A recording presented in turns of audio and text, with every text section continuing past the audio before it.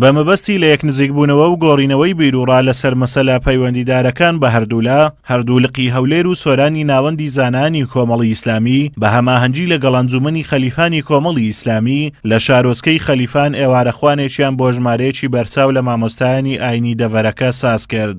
دواتر کۆڕێک بۆ عەبدوستار مەجید ئەندامی مەکتەبی سیاسی کۆمەڵی ئیسلامی سازکرا. لەو کۆڕەدا عەبدوستار مەجید تاکیدی لە پاراستنی پێگەی مامۆستایانی ئاینی کردەوە و وتی لە بڕی ئەوەی سانسۆریان بخرێتە سەر و هەوڵی سنووردارکردنی وتار و ئازادی دەربڕینیان بدرێ پێویستە ڕێز لە پێگەی زانستی و کۆمەڵایەتیان بگیرێ.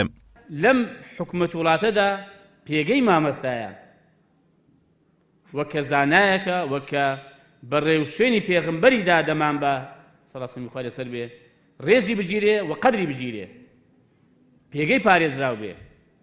بەڵام بەداخەوە مامۆستایان ئەم زۆرە مامەڵەیان تا ئێستا لەگەڵ نەکراوە. ئاسایش کە هیچ علاقەی بەم سلکەوە نییە بانگی کردووە و لێپرسیۆن لەگەڵ کردووە یا گرتوێتی. ئەمە کەی ڕێزدانانە بۆ زانایان و پێگە پاراستنیانە لە وڵاتێکە ئێمە زۆر پێویستمان پێ دەبێت. لەم ڕۆژانەی ڕابردوو لیژنەیەک دروستکرا لەلایەن وەزارەتی ئەوقافەوە کە خەڵکێکی باشی تێدا بوو.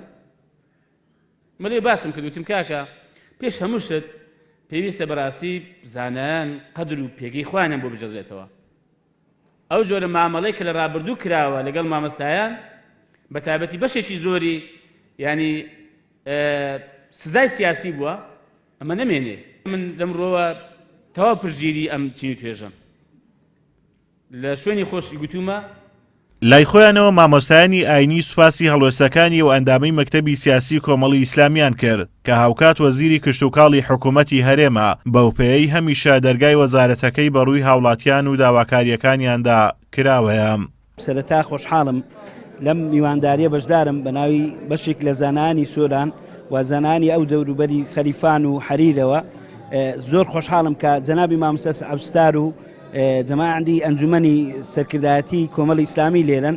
زۆر خۆشحاڵم کە توانرا ئەو کۆبوونەوە و ئەو دیدارە خۆشە دروست بکرێت بۆ زانانی دەڤەری خەلیفان کە ئێمە وەکو زانانی دەڤەری خەلیفان و سۆران زۆر پێویستمان بەوەیە کە زوو ئەو دیدارانە بکرێت بۆی باشتر یەکتر بناسین و تاوتوی کۆمەڵێک بابەت بکەین کە گرینگە لە ئێستادا ئێمە خاوەن هەڵوێست و تێگەیشتنی تایبەت بە خۆمان بین.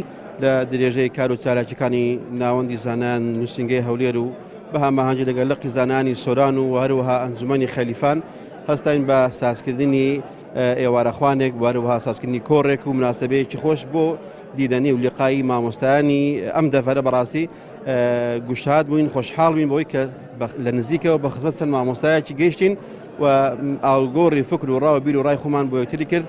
بەڕاستی دارەکی خۆش بوو. لە کاتێکدا هەردوو وەزارەتی ئەوقاف و ڕۆشنبیری هەرێم سەرقاڵی دانانی پلانێکن بۆ سانسۆرخستنە سەروتار و ئازادی ڕادەربڕین لە مینبەرەکانەوە، مامۆستایانی ئاینی و ڕۆشنبیرانی ئیسلامی دژی ئەم هەوڵانە دەوەستنەوە و پێداگری لە پاراستنیە و ئازادیە دەکەن کە بەشێکی گرنگە لە پێگەی زانایان و میراتگرانی پێشەوای مرۆڤایەتی. ئازاد و مەراوی کەناڵی ئاسمانی پەیام، شارۆچکەی خەلیفان.